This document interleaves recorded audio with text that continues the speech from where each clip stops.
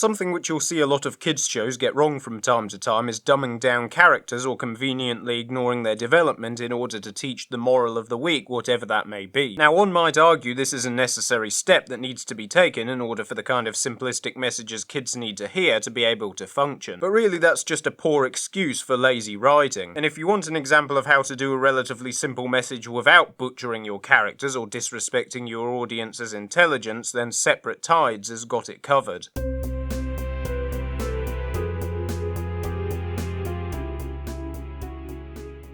When we did the review of Enchanting Gromfright, I praised how thematically cohesive that episode was, and this is something which Dana Terrace and the Owl House writers seem to be consistently good at, because this time we get two distinct plot strands both revolving around the theme of accepting help from others. But before any of that, we're first given a recap of the new status quo established in the Season 1 finale and how it has impacted the main characters, in particular Luce, on an emotional level. It's an interesting change of pace that what started out as a place of escapism from the real world has now become a prison of sorts for Luce, made all the more bleak by the fact her found family are now living in poverty, she no longer has an overpowered witch to protect her, and she can't even contact her real mum, something which she previously took for granted. To me, all of this reads very much as a coming-of-age allegory. This is Luce learning to live independently out in the big scary world with no parental figure to bail her out, and the way she responds really shows how far she has progressed as a character. This is no longer the naive girl retreating into a fantasy world that we saw in earlier episodes like Witches Before Wizards. Luce can very much look after herself now, and keep all of this in mind because we'll be coming back to it later. So in order to make some money, Luce decides to go on a voyage to capture a sea creature known as the Selkie Domus. Meanwhile, Lilith gets her own subplot in which she must accept help from Hooty in order to collect firebee honey for a spell. Now, making Hooty part of a main plot thread always carries a degree of risk because, as Council of Geeks pointed out, Hooty walks a fine line between irritating the other characters in a way that's humorous and endearing to the audience, and just flat out being irritating full stop. As a general rule, he works best in small doses, but I think Separate Tides gets away with it because Lilith is such a great foil to Hooty, and there's something quite cathartic about watching a character who spent the last season being a sour, humorless asshole getting tormented in this way. Since we're on that matter, I'd like to have seen more repercussions following Lilith's redemption in the previous episode. I mean, Luce says in the intro that it's hard for everyone to trust each other, but it's never really shown beyond one or two disparaging quips from Ida directed at her sister, and so we just kind of have to take her word for it. I really hope that the fractured relationship within the family dynamic gets explored more in the upcoming episodes.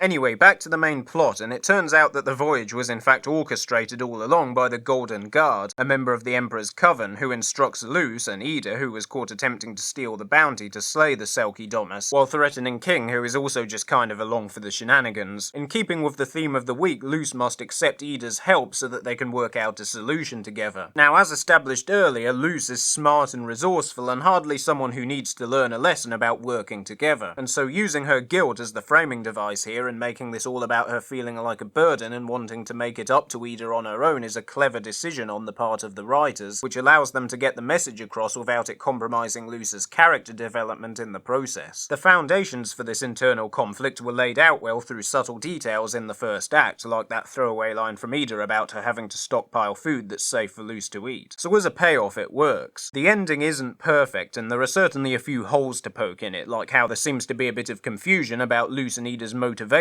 for not wanting to kill the Selkie Domus. The ending kind of tries to frame it as an ethical decision, and even rewards them for saving the creature and its offspring by having it literally vomit out gold. But just a few scenes earlier, Luce seemed quite willing to slay the Selkie Domus, and was only stopped by Ida because, quote, throwing your life away isn't going to help me. Also, I'm not quite sure how the creature deduced that the person flying at it with a sword just a few minutes ago is now not a threat to its offspring. Overall, though, this is a solid start for Season 2, but I'll be watching closely to see how Lilith's arc and Lumity are developed in the weeks ahead, because that's what will make or break this series. This is Midnight Chimes, still waiting for the last train home.